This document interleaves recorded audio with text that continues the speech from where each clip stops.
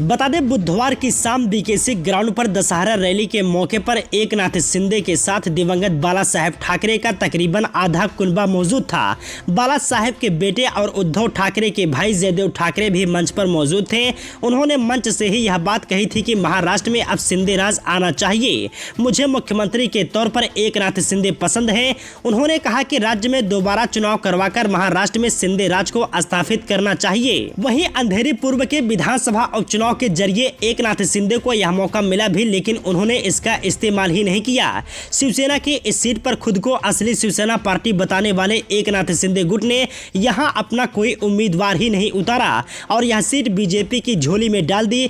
BJP ने यहां से मुरजी पटेल को मैदान में उतारा है, जबकि उद्धव ठाकरे गुट ने दिवंगत विधायक रमेश लटके की पत्नी ऋतुजा लटके को टिकट दिया है। अब सवाल यह उठता है कि बगैर चुनाव लड़े महाराष्ट्र में शिंदे राज की स्थापना कैसे होगी। लोकतंत्र में चुनाव के जरिए ही सत्ता से सिंहासन तक पहुंचा जाता है, लेकिन यहां तो एकनाथ शिंदे ने इस चुनौती को भी स्वीकार ही नहीं किया। महाराष्ट्र में अक्सर राजनीतिक पार्टियां अपनी अपनी सहूलियत के हिसाब से इस जुमले को कहती हैं, जिसके मुताबिक अगर किसी विधायक या सांसद की कार्यकाल के बीच में मौत हो जाती है तो उसकी जगह पर विपक्षी दल अपना उम्मीदवार नहीं उतारते हैं। लेकिन यहाँ इस परिपाटी को बीजेपी तोड़ते हुए नजर आ रही है। एकनाथ शिंदे गुट की तरफ से भी उम्मीदवार न उतारने के पीछे यही वजह बताई जा रही है। हालांकि इस सवाल पर शिंदे गुट की प्रवक्ता शीतल म्हात्रे ने बताया है कि फिलहाल इस विषय पर मुख्यमंत्री एकनाथ शिंदे और वरिष्ठ नेता तय करेंगे कि इस सीट पर अपना उम्मीदवार खड़ा करना है या फिर नहीं।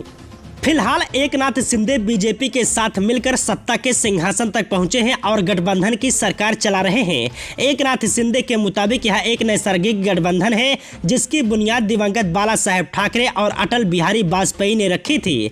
हालांकि इस चुनाव क्षेत्र की जनता और शिवसेना को मनाने वाले तमाम लोगों के मन में यह सवाल है कि जब यह सीट शिवसेना की है, कुछ महीनों पहले तक जिस पर शिवसेना का विधायक था, फिर यह सीट बीजेपी को क्यों दी गई। सवाल यह भी है कि शिंदे चाहते तो बीजेपी को भी यहां से उम्मीदवार न उतारने के लिए समझा सकते थे, हालांकि उन्होंने ऐसा नहीं किया। अंधेरी पूर्व विधानसभा उपचुनाव में अपना उम्मीदवार न उतारकर असली शिवसेना का दावा करने वाले एकनाथ शिंदे ने मुंबई में अपनी ताकत दिखाने का एक बड़ा मौका गंवा दिया है। वहीं बीजेपी के इस फैसले से यह लगता है कि शायद उन्हें एकनाथ शिंदे पर पूरा भरोसा नहीं है, या फिर इस वजह से बीजेपी ने अपना उम्मीदवार वहां उतारा है ताकि एकनाथ शिंदे की पकड़ मुंबई में न बनने पाए। क्योंकि अगर शिंदे खेमा मुंबई में मजबूत होता है तो बीजेपी के लिए भविष्य में मुश्किलें पैदा कर सकता है। वरिष्ठ पत्रकार और राजनीतिक विश्लेषक सचिन परब ने एनबीटी ऑनलाइन से बातचीत में कहा कि एकनाथ शिंदे के सामने फिलहाल चुनाव चिन्ह न होने की बड़ी मुश्किल है।